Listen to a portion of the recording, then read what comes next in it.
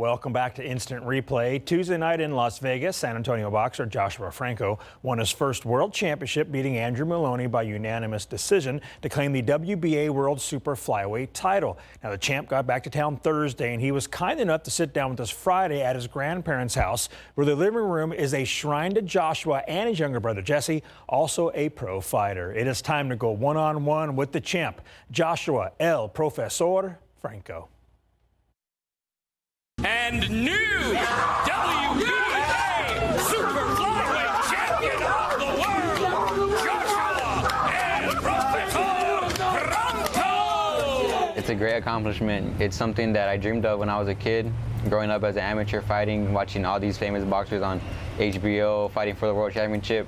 Now I'm one of those fighters that has an actual championship, and it feels great.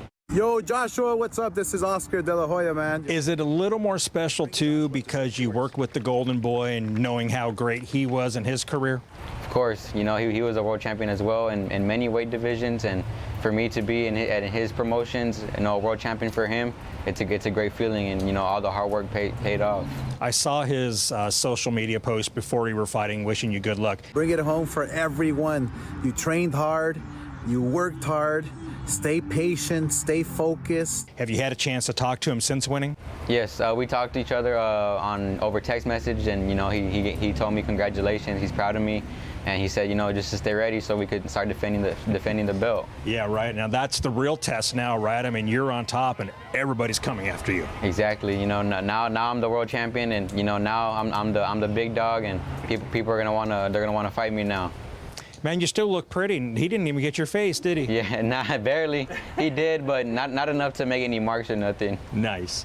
Okay, let's go back now. The night before, biggest fight of your career. Was it just any other normal night for you? Were you more restless? Were you more uptight? Or was it just, hey, I got a big bout tomorrow and that's it? I was really focused, you know.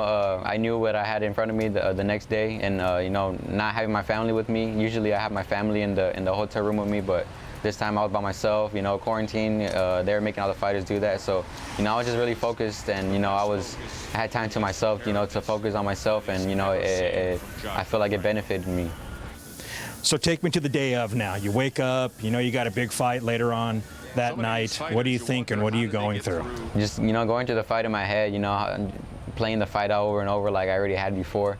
You know, thinking about, you know, what can happen, what can't happen, you know, just different situations, but the day of the fight, I'm just, you know, picturing the fight in my head. What was the game plan going into that? Because early on, I felt like it was kind of close, maybe first, I don't know, 2 or 3, 4 rounds, and then after that, you really started to pick up some steam and dominate. What was the game plan? The game plan was, I was telling my coaches that he was going to start strong. I knew he was, you know, he's the world champion, you know, he wanted to prove something.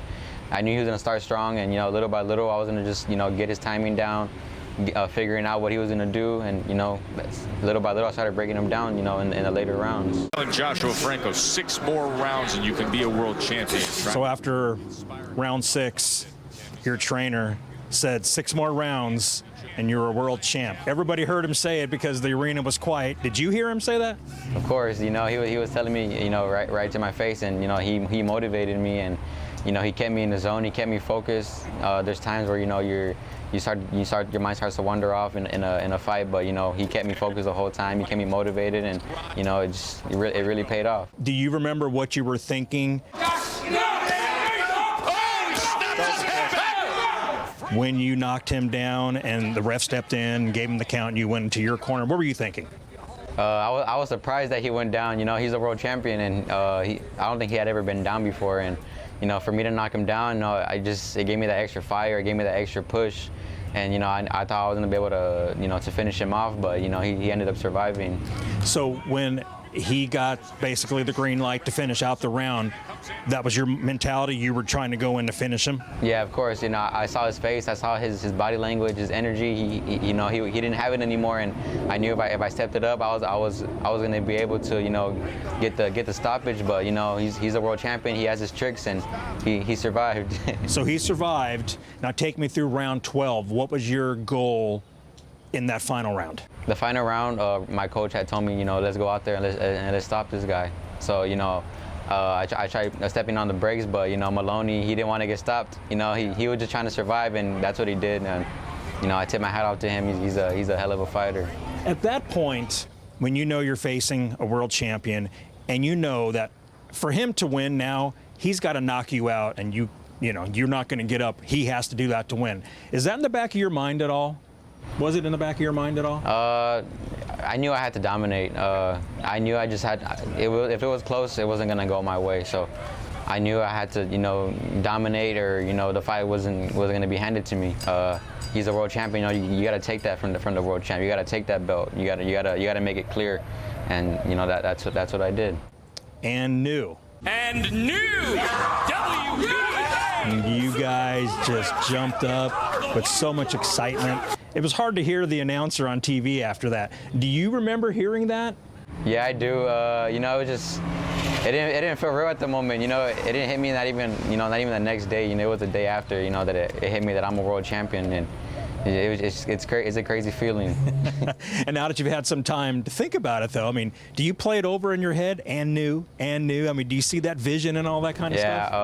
Yeah, I haven't stopped watching the fight, you know, ever since. I keep watching the fight over and over. I feel like people are getting annoyed with me that I don't keep watching the fight, but I mean, I don't know. It's still crazy to me.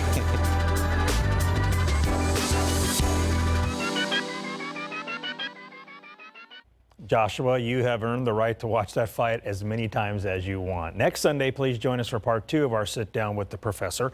He'll talk about the fact he's San Antonio's 5th boxer to win a world title, and Moloney calling for a rematch, saying that was not the best version of himself. That and much more with Joshua Franco next Sunday on Instant Replay.